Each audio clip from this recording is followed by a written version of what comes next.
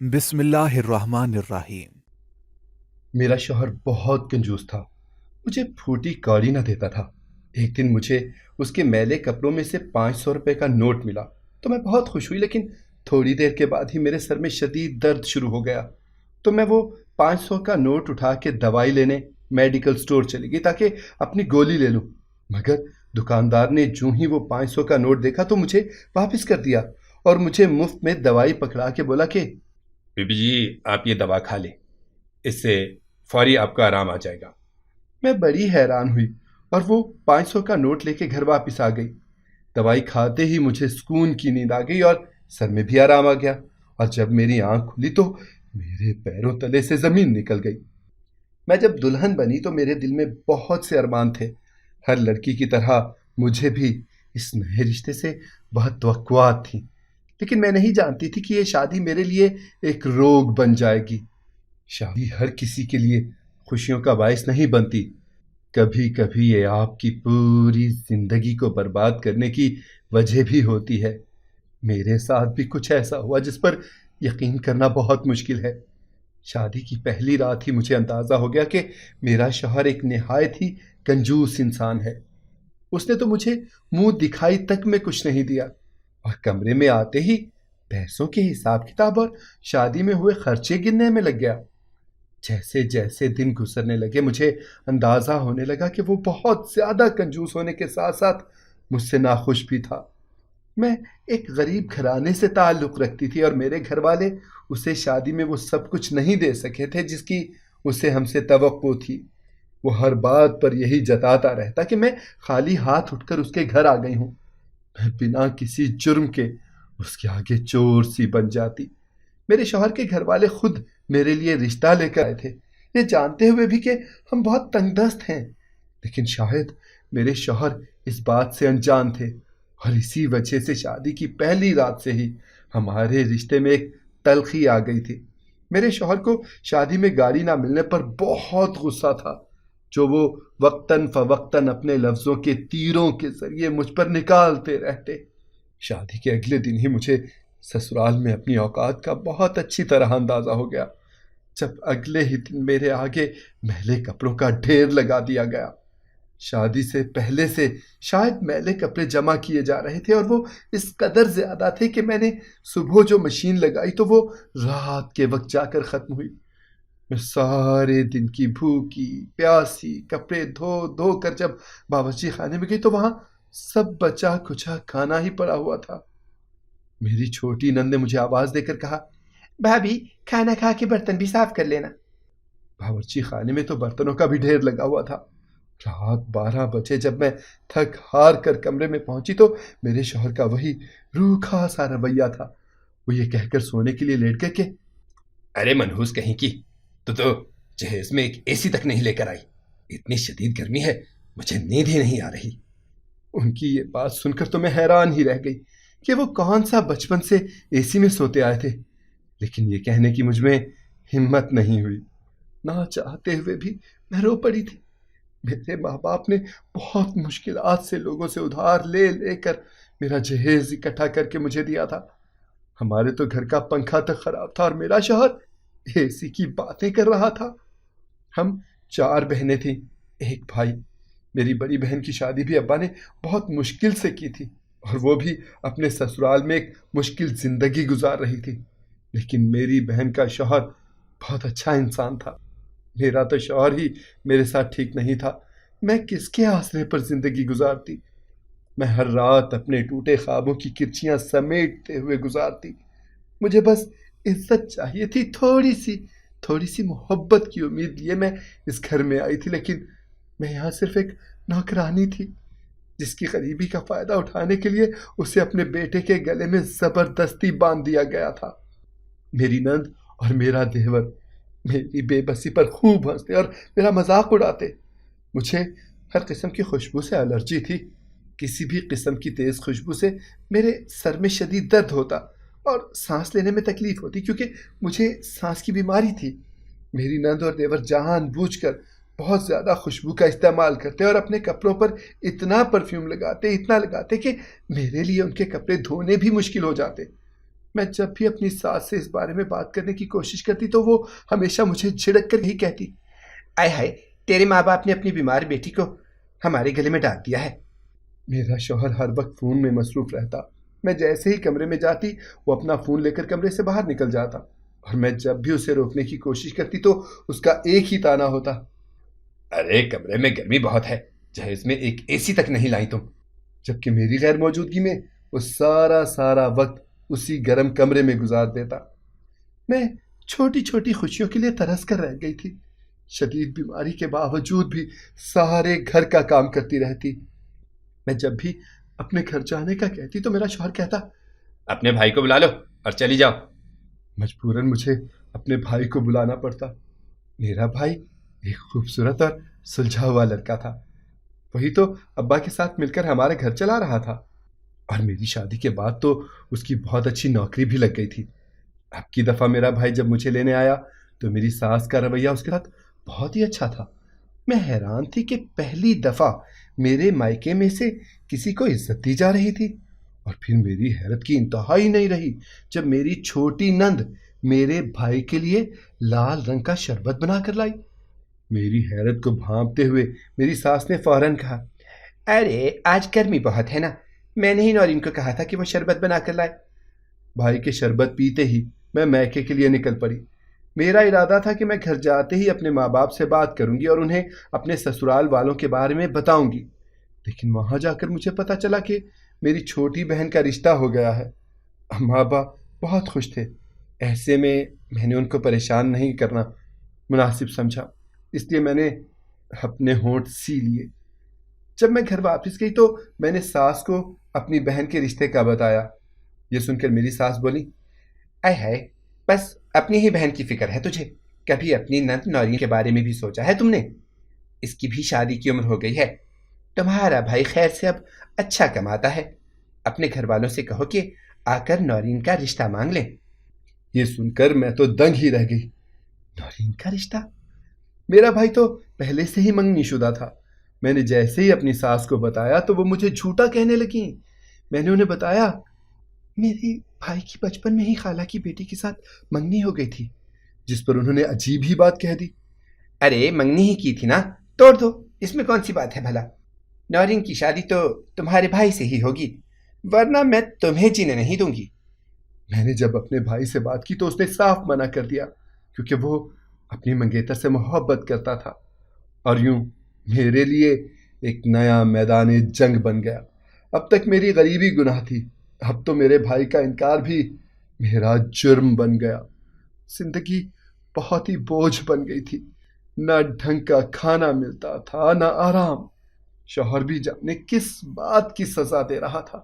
میرے پاس اپنے لیے ایک روپیہ تک نہ ہوتا، اور گھر میں سب فضول چیزوں پر ڈھیروں پیسہ خرچ کرتے رہتے۔ لیکن ایک دن میری قسمت جاگ گئی۔ جیسے ہی میں نے سارے گھر کے کپڑے دھونے کے لیے جمع کیے تو میرے شوہر کے کپڑوں میں سے اچانک ہی 500 کا نوٹ نکل آیا۔ میری خوشی کی انتہا نہ رہی، کیونکہ میرے شوہر کی سالگرہ کا دن قریب آ رہا تھا، اور میں چاہتی تھی کہ اسے کوئی تحفہ دوں، شاید اس بہانے ہی ہمارے بیچ آئی دوریاں کچھ کم ہو جائیں۔ یہی سوچ کر میں نے خوشی خوشی وہ نوٹ اپنے ہاتھ میں لیا تو اس نوٹ میں سے بہت زیادہ خوشبو آ رہی تھی۔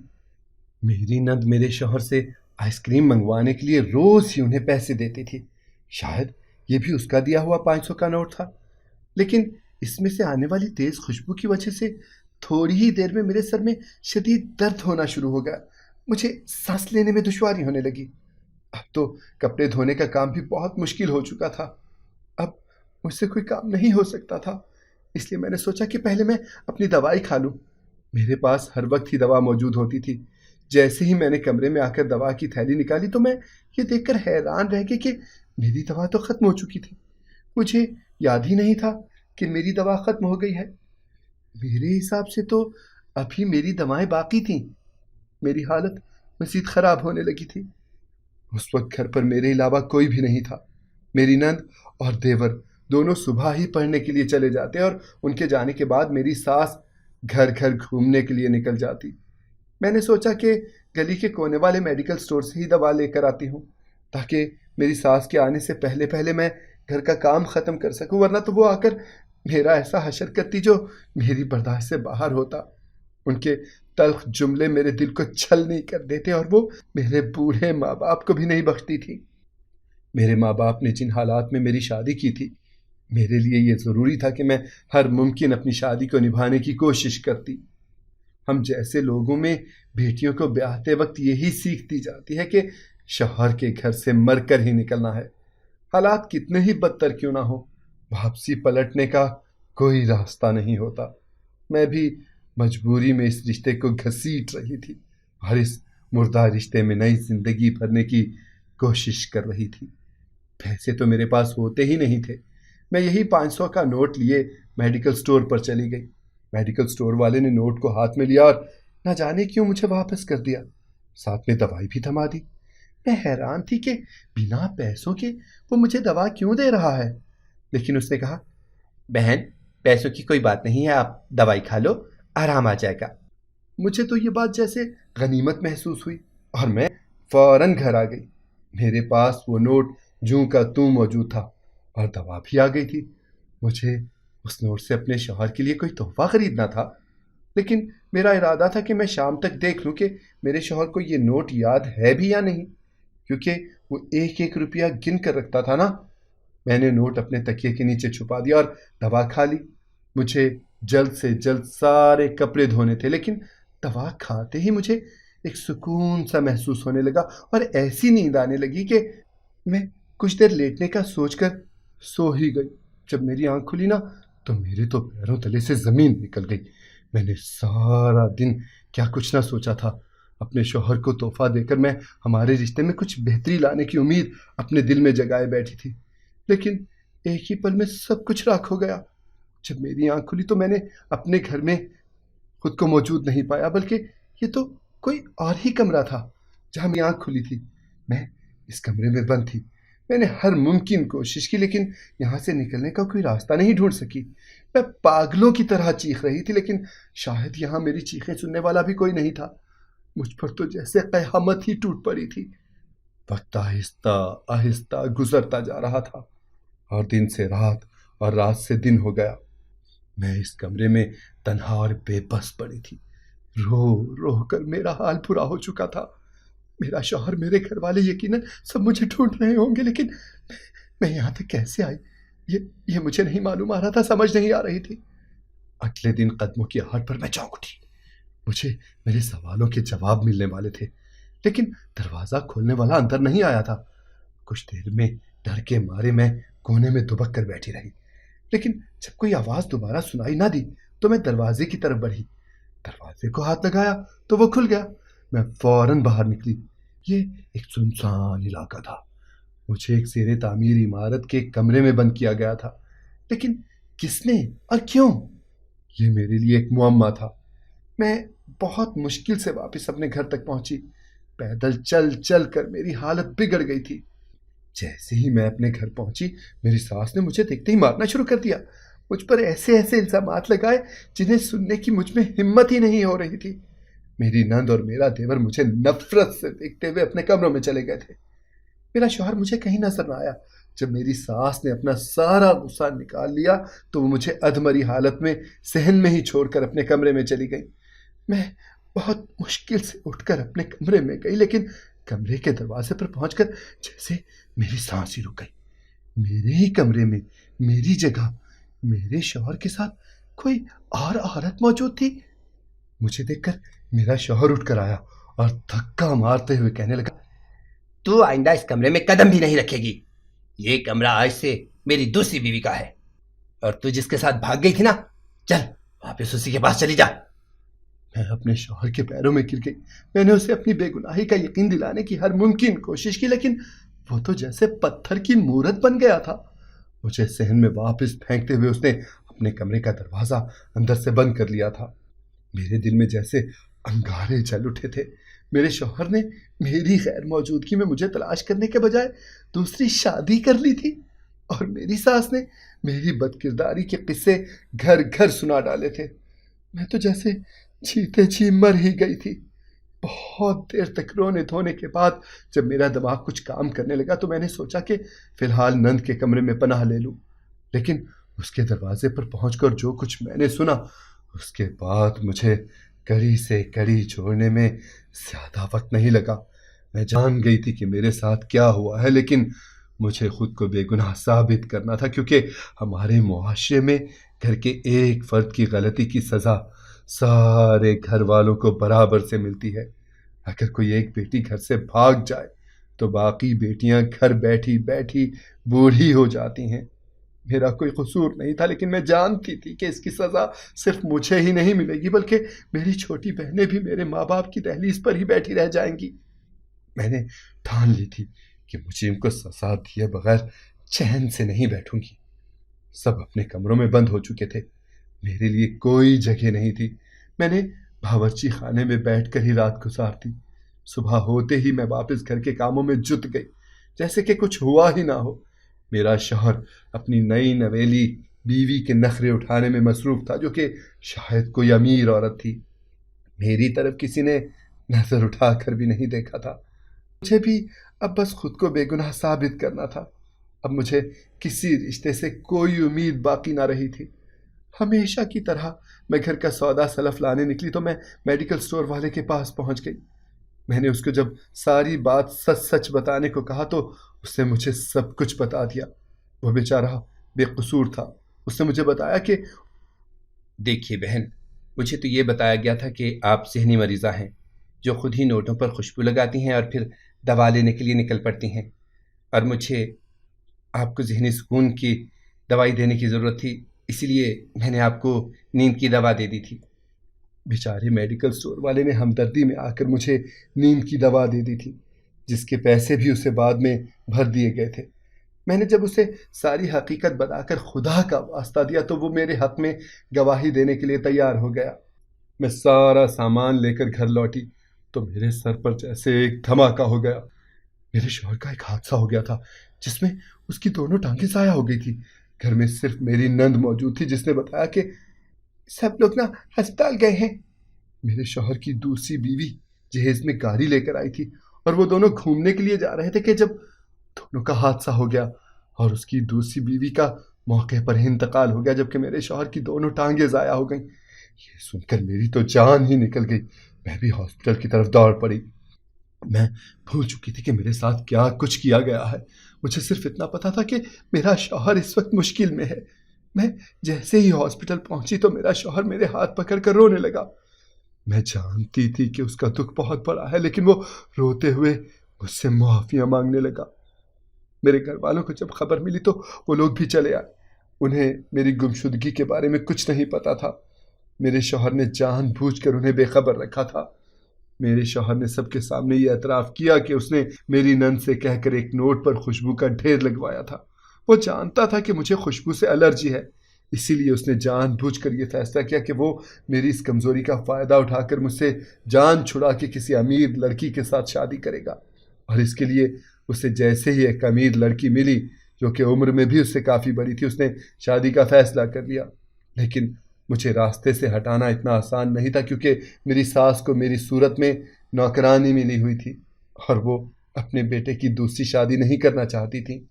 اس لیے ایک دن جب میری نند اور دیور معمول کے مطابق پڑھنے چلے گئے اور اماں دورے کے لیے نکل گئیں تو میں کپڑے دھونے لگی۔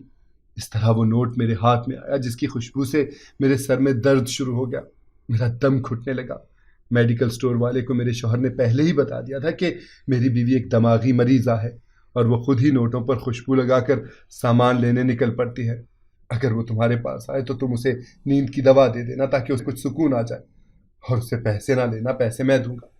اسی لیے میڈیکل سٹور والے نے وہ نوٹ ہاتھ میں لیتے ہی خوشبو محسوس کی، اس سے مجھے نیند کی دوائیں دے دیں اور پیسے تک نہ لیے۔ جیسے ہی میں گھر آئی تو تھوڑی دیر میں مجھے نیند آئی اور میرے شوہر نے مجھے اٹھا کر ایک اور جگہ لے جا کر وہاں بند کر دیا اور خود ہی مجھے 2 دن تک وہاں بند رکھا۔ 2 دن کے بعد اس نے کسی آدمی کے ذریعے مجھے وہاں سے رہا کروا دیا، لیکن تب تک مجھ پر بد کرداری کا ٹھپا لگ چکا تھا۔ میری ساس ایک بد کردار بہو کو قبول نہیں کر سکتی تھی اور میرے شوہر کا منصوبہ کامیاب ہو گیا، لیکن میری نند یہ سب جانتی تھی۔ لہٰذا جب میں رات کو سونے کے لیے اس کے کمرے کے باہر پہنچی تو میں نے اسے کسی سے یہ کہتے سنا کہ اس کے بھائی نے یہ سب کچھ جان بوجھ کر کیا تاکہ وہ ایک امیر لڑکی سے شادی کر کے اپنا مستقبل سنوار سکے، اور اس طرح میرے شوہر نے امیر لڑکی کے ساتھ شادی کر لی تھی، لیکن اس کا مستقبل سنورنے کے بجائے ختم ہو چکا تھا۔ قدرت نے اس کے لیے یہی لکھا تھا، وہ اس سے زیادہ کسی صورت حاصل نہیں کر سکتا تھا۔ میرے شوہر کی دونوں ٹانگیں حادثے میں ضائع ہو گئیں تو اسے احساس ہوا کہ وہ اپنی اوقات سے زیادہ اڑان بھرنے کی کوشش کر رہا تھا اور اپنے نصیب سے زیادہ پانے کی جستجو کر رہا تھا، لیکن وہ سب اس کے نصیب میں نہیں تھا۔ جب اس نے مجھ سے معافی مانگی تو میں نے اسے کھلے دل سے معاف کر دیا۔ میری ساس بھی سارا سچ جان چکی تھی۔ بیٹے کی ایسی حالت دیکھ کر وہ بھی مجھ سے معافیاں مانگ رہی تھیں۔ میں جو انتقام کی آگ میں جل رہی تھی اب بالکل ٹھنڈی ہو چکی تھی۔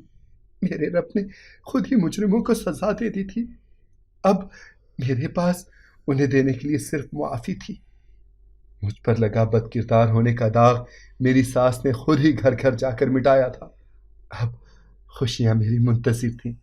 میرا شوہر اپاہج ضرور ہوا تھا، لیکن میری نظر میں وہ اب ایک مکمل انسان بن چکا تھا۔ دوستو، اگر آپ کو ہماری آج کی کہانی پسند آئی ہو تو لائک کرنا اور کمنٹ کرنا ہرگز نہ بھولیے گا، اور اگر آپ مستقبل میں بھی ایسی کہانیاں سننا چاہتے ہیں تو ہمارے چینل کو سبسکرائب کرتے ہوئے گھنٹی کا بٹن ضرور دبائیے گا۔ اللہ حافظ۔